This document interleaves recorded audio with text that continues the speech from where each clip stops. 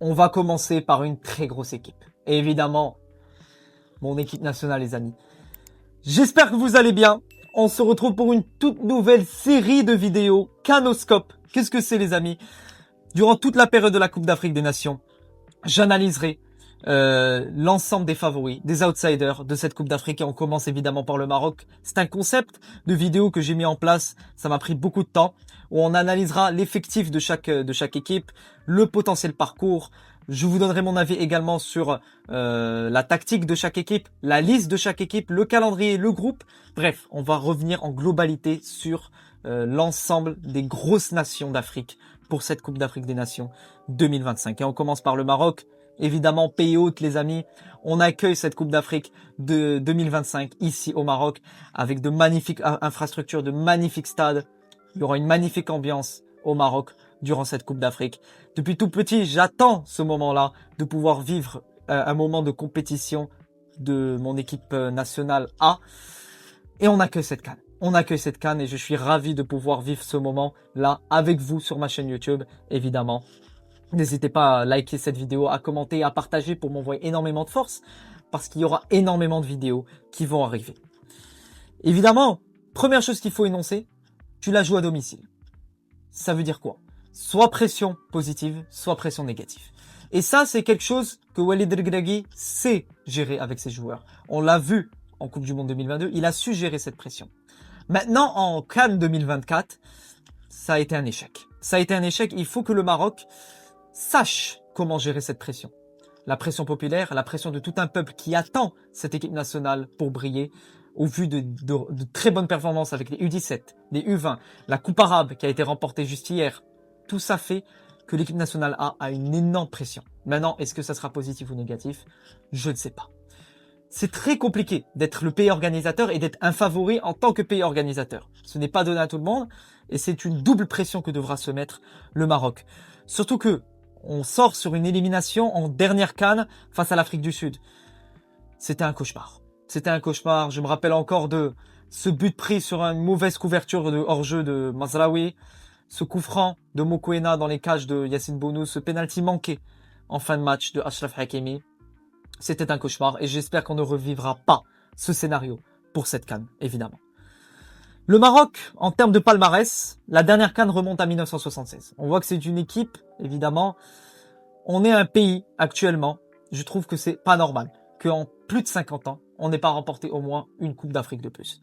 Alors oui, sur ces récentes années, il y a une certaine évolution, un changement de stratégie, de vision, dans le sens où le Maroc, là, au niveau football, ça évolue beaucoup plus vite que sur les 10 dernières années qui y sont passées. Et je pense que c'est le bon moment. C'est le bon moment, les amis, pour lancer une bonne dynamique et montrer à l'Afrique, justement, qu'on est capable de lancer une bonne dynamique positive et de savoir gérer des matchs en Afrique, de savoir gagner des compétitions en Afrique. Voilà, c'est la chose qui manque au Maroc, c'est un titre continental pour l'équipe A.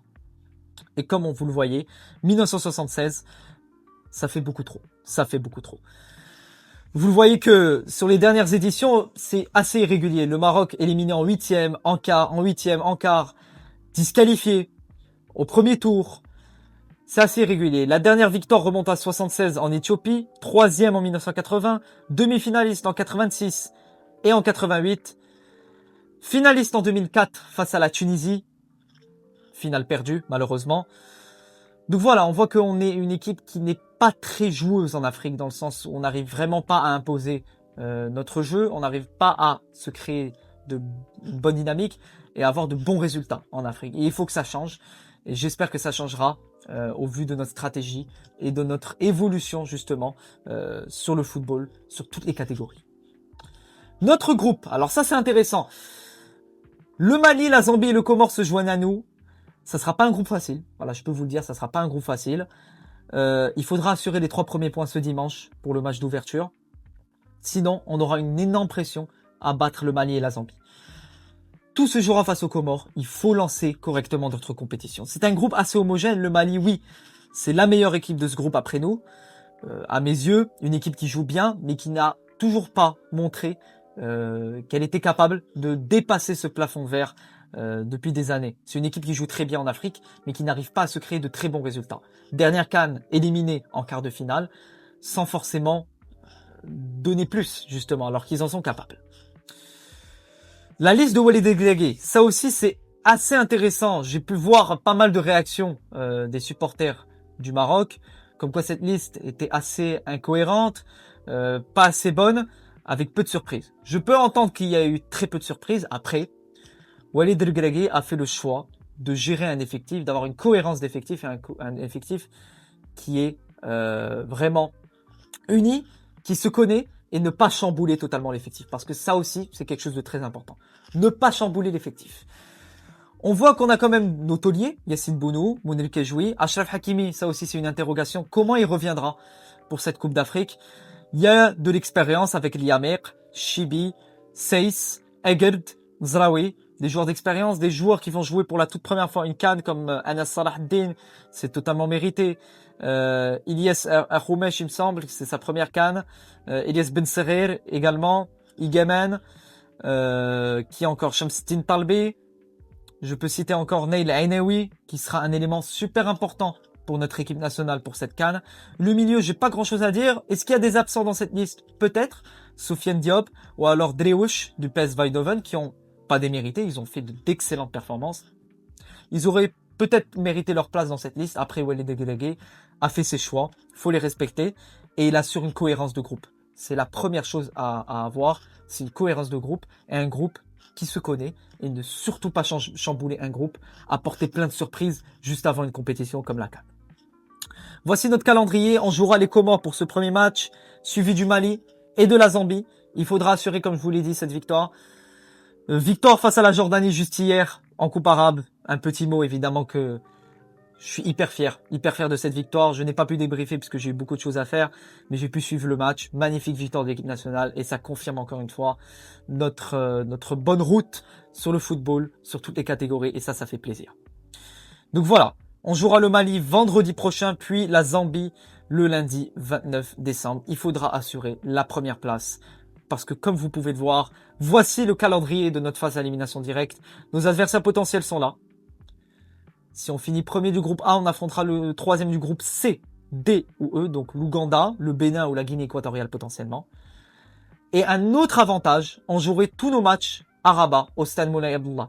C'est un excellent avantage, il ne faut pas le négliger, ça permettrait à l'équipe nationale, justement, de ne pas se déplacer et d'avoir le même camp, le même centre d'entraînement, le camp pour l'équipe nationale et ne pas chambouler de camp, changer de terrain à maintes reprises. Si on finit deuxième, on devrait retrouver le deuxième du groupe C, c'est-à-dire soit le Nigeria ou la Tunisie. Et par malheur, si on finit troisième, on devrait croiser le premier du groupe C ou alors le premier du groupe B, c'est-à-dire l'Égypte, l'Afrique du Sud, le Nigeria ou la Tunisie. Voici nos adversaires potentiels pour les huitièmes de finale. Évidemment, il faut finir premier pour affronter au moins un adversaire, je dirais pas abordable, mais à notre portée, l'Ouganda, le Bénin ou la Guinée équatoriale, c'est pas le Sénégal, la RDC, l'Égypte. Voilà, ça c'est des matchs très compliqués à jouer, qui sont peut-être des quarts, voire des demi, voire des finales de Coupe d'Afrique. Les affronter dès les huitièmes de finale pourrait être un très gros risque pour l'équipe nationale.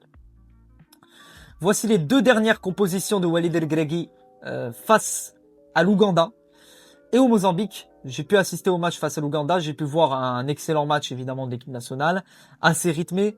On voit que le milieu de terrain et la ligne défensive ne changent pas trop, donc je pense que ça sera la même compo sur ces deux secteurs-là pour le premier match. Maintenant l'attaque peut changer. Igemen qui sera absent, Ayoub El Kaabi qui pourrait être titulaire, Diaz qui sera titulaire il me semble, je pense. Et maintenant le choix se fera entre Zelzouli et Saibari. Moi je pense que Saibari serait beaucoup plus important de le faire jouer en première mi-temps par exemple, et tu peux faire entrer Zelzouli en deuxième ou en tant que joker de luxe. Donc voici les deux compositions de Walid Regragui sur les deux derniers matchs. Maintenant, on va passer à une petite revue des récents résultats de l'équipe nationale sur les derniers matchs. Bon, on a pu affronter l'Ouganda et le Mozambique, ce que je peux vous dire que oui, 2 clean sheets, tu n'encaisses pas, tu gagnes, c'est bon pour la confiance. Maintenant, sur les dernières confrontations, les adversités, comme je vous l'ai dit dans plusieurs vidéos, on n'a pas forcément affronté d'équipes à forte adversité, à fort niveau, à part la Tunisie ou l'Angola. Mais à part ça, ça a été assez compliqué. Bon, ça c'est la CHAN, donc on compte pas ça. Donc on a affronté des équipes qui sont à notre portée largement. C'est excellent pour la confiance. Maintenant, est-ce que c'est bon pour une préparation? Oui et non. Parce que la CAN, il faut savoir quelque chose, c'est que peu importe ta préparation, tu peux battre le Sénégal, le Nigeria, qui tu veux, en phase de matchs amicaux, mais ça veut pas forcément dire que tu es prêt pour une Coupe d'Afrique. La Coupe d'Afrique, c'est un environnement à part. Il faut avoir le mental, il faut avoir l'aspect psychologique, il faut avoir la motivation, il faut avoir la confiance. Tout ça fait que ça fait une sorte de cocktail qui va te permettre d'aller loin, en plus de ton niveau, de ta capacité physique, tactique, etc. Donc voilà ce que je voulais dire. Ça commencera par les Comores, il faudra les battre, et on espère, Inch'Allah, une victoire. Maintenant, je vais passer une petite revue, enfin, de l'effectif de l'équipe nationale, pour vous montrer un petit peu la profondeur de banc qu'on a, et les profils qu'on a. Ce qui est intéressant, c'est que Walid El-Guergué a misé sur différents profils. Ce ne sont pas les mêmes profils, et ça c'est intéressant. On a une équipe actuellement, les gars, je ne sais pas si vous vous rendez compte, mais le Maroc n'a rien à envier, que ce soit au pays d'Afrique, mais même au pays actuellement mondiaux. On a un effectif, un réservoir de joueurs de très grande qualité. Regardez-moi juste les joueurs qui ont pu jouer la finale hier en Arab Cup face à la Jordanie, des joueurs de qualité comme Mohamed Rabi Ahmed, t'as d'excellents joueurs comme Boulouskout. Tous ces joueurs-là méritent pourquoi pas leur place en équipe nationale. Ça montre que tu as vraiment un énorme réservoir sur toutes les catégories, U20, U17, local, équipe A, en Europe, peu importe. Tu as tes joueurs. Voici la potentielle compo qu'on pourrait voir justement face aux Comores. Je pense que c'est comme ça qu'on devrait jouer.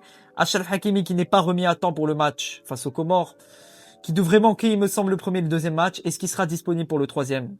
Je ne sais pas. Igemen également absent en tant que réserviste. J'espère qu'il pourra jouer à partir des huitièmes de finale. C'est un très bon renfort pour nous, un profil totalement unique en attaque. Maintenant, le Guergué a misé sur pas mal de choses en défense centrale, sur beaucoup d'expérience, de solidité, tels que Egert, Seyss, Niamer, Chibi en tant que latéral. Mais également, il a misé sur de la jeunesse, comme Eid Boudlel, qui fait une excellente saison actuellement à Rennes. On a des joueurs actuellement, les gars, qui sont habitués au haut niveau, que ce soit en Europe, en Arabie Saoudite, également un championnat qui a forte intensité. Donc c'est des joueurs qui sont habitués à la forte intensité et ils pourront justement s'adapter à la haute intensité d'une CAN. Talbi, donc ça également c'est quelque chose que j'ai envie de souligner. El Guergué a misé sur beaucoup d'attaquants, surtout des numéros 9, parce qu'il ne sait pas justement si Igemen sera de retour à temps. Tu as Rahimi, Al-Ka'bi, Nsere, juste ici. Voici les numéros 9 disponibles pour l'équipe nationale. Après, tu as Igemen, est-ce qu'il sera remis à temps? Je ne sais pas. Un Khoumej qui peut très bien pallier un Brahim Diaz qui n'est pas forcément en bonne forme actuellement au Real Madrid et depuis le début de cette saison et même l'année dernière. Serghelin, excellent profil pour pallier par exemple Amrabat pour le faire reposer. T'as du Abdé, alors hop, t'as du Zilzouli, t'as du Bensrer également, c'est extrêmement important. Messina qui a été convoqué par Walid El-Guergué, je vais y arriver. Donc voilà qu'on a un secteur défensif assez bien fourni. Khnous qui peut également être un bon renfort pour pallier une absence de Ainaoui ou Nahi. Hakimi, donc on voit qu'on a un effectif sur qui on peut compter sur n'importe qui.